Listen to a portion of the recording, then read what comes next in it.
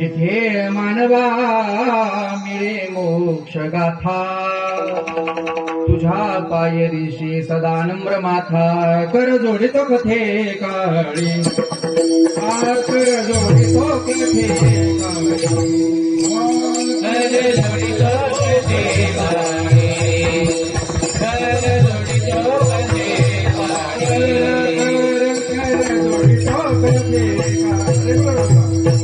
जोडितो कथे काळी, कर जोडितो कथे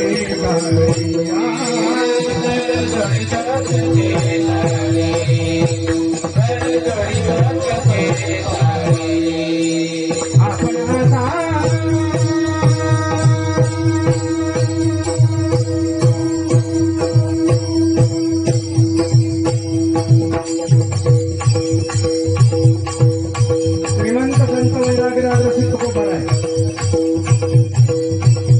नीलकंठेश्वराच्या मंदिरामध्ये आज संपन्न कार्याच्या निमित्तानं उभं केलं. 7 दिवस महाशिवरात्रीच्या निमित्ताचं सप्ताह आहे आणि सप्ताहाची प्रमुख भूमिका व्यक्त करत असताना सप्ताह हा महादेवाच्या धर्ममंडपात जरी असला तरी समारोप मात्र कार्याच्या घेतला आणि महाराजांच्या कृपेने त्यांच्या असणाऱ्या जीवनाच्या चरित्रमानाला त्यांच्या असणाऱ्या विचाराच्या अनुसरण आपल्याला कृष्ण भगवान परमात्म्याचं जीवन करीत पाहिजे. असं म्हटलं जातं काही नाही ऐकलं तरी चालेल, पण कमीत कमी कार्याचे कीर्तन ऐकलं तरी प्रसादाची असणारी परिपूर्णता होत जाते. म्हणून कार्याचं कीर्तन ऐकण्याची परंपरा आहे. आणि म्हणून दौंड तालुक्यातील असणारं राजकीय आर्थिक सामाजिक व्यवस्थेचं सर्वात मोठं गाव म्हणजे यवत आणि यवत स्टेशनवरती असणारा नीलकंठेश्वराचा मंदिर आहे.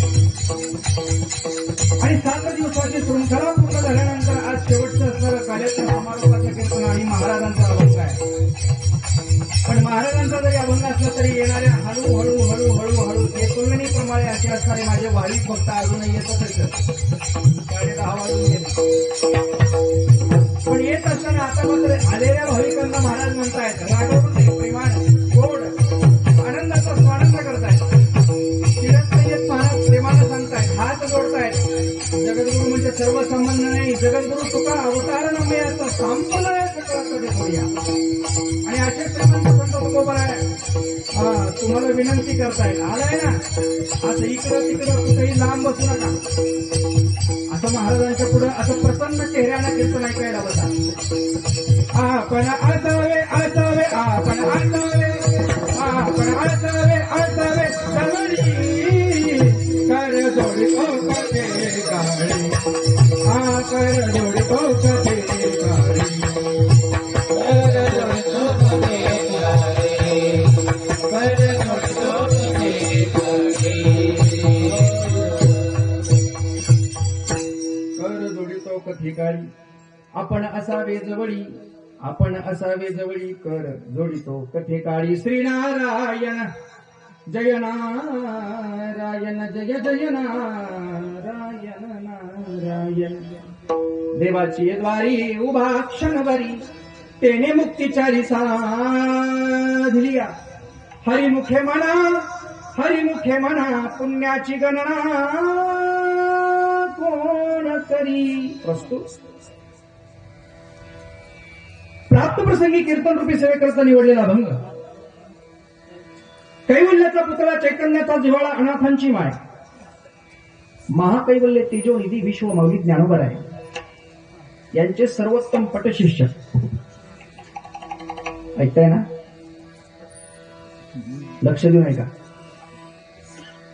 ज्यांच्या गावाला देव असं संबोधलं जातं, नवे नवे ज्यांच्या साहित्याला पंचमवेद असं मानलं जातं,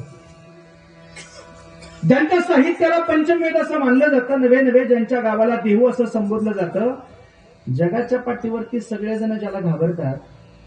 ऐकताय ना, जगाच्या पाठीवरती सगळेजण ज्याला घाबरतात तो यमराज.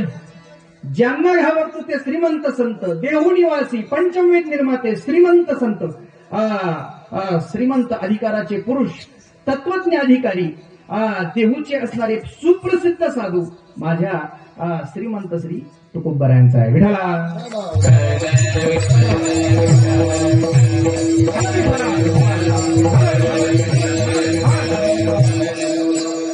याल तरी यारी लागे, थोडा मोकळा करावा.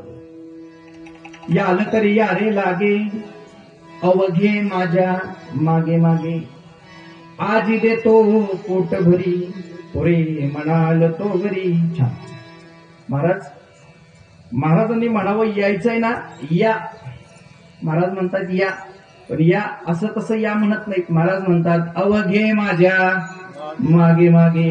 यायचंय ना, पुढं नाही, पुढं नाही, माझ्या माग चाला. का? महाराज तुम्हाला तुमच्या असणाऱ्या जीवनाची असणारी संप्रत काळाची व्यवस्था जर पाहायची असेल तर संप्रत काळामध्ये विचाराचं मंथन करत असताना उद्धार जर करून घ्यायचा असेल तर महाराज म्हणतात त्याचाच पदर धरायचा असतो की ज्यानं उद्धार होतो. असं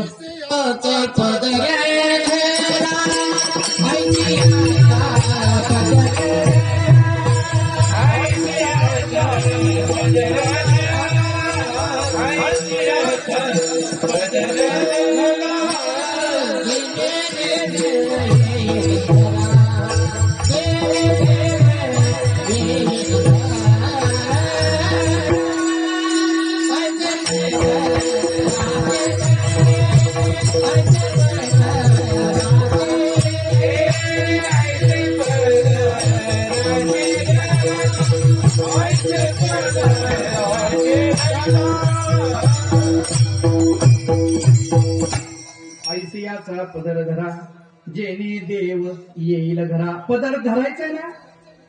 पदरा मागं पळणारे खूप आहेत, पण पदरानं उद्धार झाला. महाराज म्हणतात असे किती पदर गेले किती आले, पण उद्धार मात्र झाला नाही. पण ऐसियाचा पदर धरा जेणे देव येईल घरा. महाराज ज्याच्या कृपेनं देव घरात येईल असा पदर जर धरता आला तर तुमचं कृपादान होईल. पण तो पदर धरण्यासाठी असणाऱ्या कृपावंत अधिकाराच्या पुढं थांबून चालेल का मागं थांबून चालेल? पदर कुठं, पुढं का मागं? पदर आहे ना. नका डोक्यावर घेऊ आता, पण आहे ना. हा पदर पुढं का मागं? पदर माग. पण पुढं जाण्यासाठी कृपा करतो त्याला पदर माग पकडणारा कोणीतरी असावा लागतो. विठाला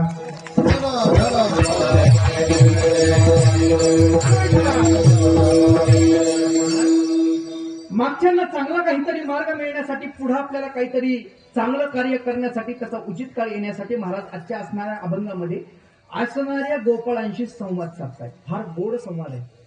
वास्तविकतेनं देव आपल्याशी बोलावा इतकं आपलं पुण्य काय, पण देव आपल्याशी बोलायला निघालाय आणि निघालेल्या देवानं असणाऱ्या गोपाळांशी संवाद करावा. तुम्हाला जर यायचंय ना, हो. तुमचा जर उद्धार करून घ्यायचा ना, हो. यायचा असेल, उद्धार करून घ्यायचा असेल तर पुढे चालून राजा हो उपयोग नाही. तुम्हाला मागं चालावं लागेल आणि मागं चालता चालता चालता असा मार्ग मिळेल की खऱ्या अर्थानं दिलेल्या मार्गावरती कोणी गेला तर त्या मार्गावरती पुन्हा जर मागून कुणी जाईल तर त्यांच्या असणाऱ्या मार्गाला तो सुपंथ मिळून गेल्याशिवाय राहणार नाही. मार्ग दावूनही गेले आधी दयानिधी संत ते. संतांनी पुढे चालावं आणि मागून मागून मागून मागून माझ्या भक्तकल्पक अवस्थेमध्ये असणाऱ्या माझ्या गोपाळांनी चालावं. महाराज पुढे चालणारे असणारे संत आहेत आणि मागे चालणारे जीव आहेत. आणि जर चालायचंच असेल तर महाराज कशासाठी चालायचं? कारण मीमांसेनं कारण प्रत्युत्तर करत असताना कोणत्याही कार्याची कार्यमीमांसा होत नाही. कारण प्रत्युत्तर काय? महाराज म्हणतात काही कारण नाही, पण तुम्हाला जे हवंय ना ते देतो. आजपर्यंत जे पाहिजे ते कुणाला मिळालं आणि जे मिळाले ते पाहिजेच होतं असं अजिबात. जे मिळाले ते चूक नाहीये माणसाला. जे पाहिजे ते मिळालेलं नाहीये, पण आज देतो. वर्तमानात चिंतन करतायत महाराज. वर्तमानात बोलणारी माणसं फार कमी आहेत. बघू, करू, जमलं तर, होईल तर, झालं तर, हे सगळे भविष्यकाळाची चिंतन आहेत. ही सगळी भूतकाळाची चिंतन आहेत. आजच्या आज माणसाला सांगितलेलं काम लगेचच परिपूर्णतेला जाईल असं अजिबात नाही, पण ते भगवंताचे शब्द आहेत. ते असणाऱ्या भगवंताच्या मुखातली वाणी आहे. त्यांना सांगावं आज देतो पोट भरी थाप, आज देतो पोट भरी पुरे म्हणाल तो. बस झालं.